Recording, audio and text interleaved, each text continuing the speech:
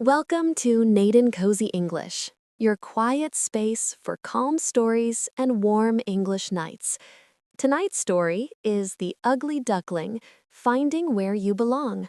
So, light a candle, take a deep breath, and let's begin. The Ugly Duckling, Finding Where You Belong. Part 1. The Birth of Light. The world was waking up. Mist drifted across the river's surface, and on an old nest woven from reeds and feathers, a mother duck gently warmed her eggs. One of them was a little larger, its shell a shade of gray. Probably just a special one, she thought softly. When the shell cracked, a duckling peeked out, not yellow, but ashy gray, like a shadow among golden brothers. No one realized then it was the beginning of another path. Part 2. Laughter at the different one. The days were full of joy. The little ducklings learned to swim, to dive, and to chase their reflections. But the gray duckling always swam behind, awkward, uncertain. "Look at him," the others laughed. "He's so clumsy."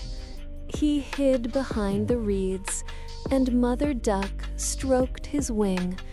"You are mine," she whispered, "just different." But words don't always protect from loneliness. Part 3. The Taste of Loneliness. Autumn brought cool air. Leaves fell into the water, and a gray duckling wandered off alone more and more often. He watched cranes flying above the pond and dreamed, just once, of flying beside them. But his wings were weak, and the laughter from the shore grew louder. Sometimes loneliness is quieter than the wind, but colder than frost. Part 4. The Road Away. One morning, he simply left. No goodbyes, no glances back. The road led through fields and farmyards where dogs barked and chickens hissed at him. "You don't belong here," voices echoed. But he kept walking until the sky turned dark and his eyes learned to see in the night. Inside, a tiny spark remained, a belief that somewhere there was a place where no one would laugh. Part 5. Night Under the Stars. Night found him by the lakeshore. He lay in the grass, staring at the reflection of the stars. Each star looked like an eye in which he searched for an answer. Who am I? Cold air wrapped his feathers, but deep inside, warmth flickered, as if the stars whispered, "Not all is lost. Grow stronger. Become yourself." Frost came quickly. The river turned into a mirror of ice. He hid among the reeds, drank melted snow, and warmed himself with his breath. Sometimes people threw him crumbs, but more often they drove him away. Each night grew longer, each day quieter. But far away in the darkness, the stars still burned. They knew the coldest time comes just before spring. Part 7. the first rays. One morning smelled different, not of ice, but of life. The sun tickled the melting snow, and the river began to sing beneath the ice. He lifted his head, and for the first time in ages, his chest didn't hurt. Spring was returning, and with it, hope. Sometimes one morning can change an entire life. He came to the water to drink and froze.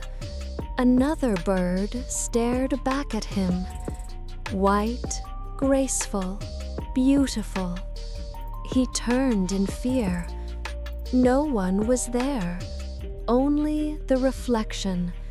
It was him. Part 9. Acceptance. White swans landed on the lake. They didn't laugh, they didn't cry out, they simply looked at him kindly.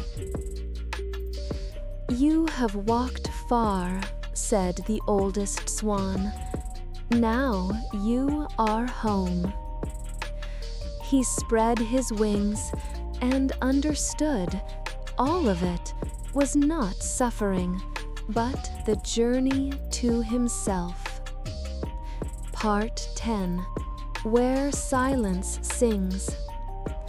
Now every sunrise greeted him with shimmering light.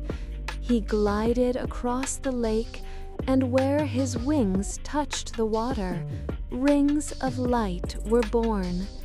He no longer searched for who to be. He simply was. And that was happiness. To be yourself. To be in the world. To be home. Epilogue. Sometimes, to find yourself, you must pass through cold, mockery, and silence.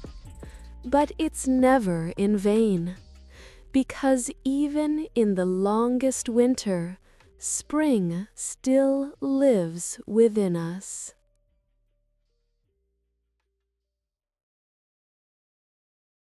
Thank you for listening with Nadin Cozy English. If this story touched your heart, don't forget to like, share, and come back for another cozy night. Good night, and may your dreams be kind.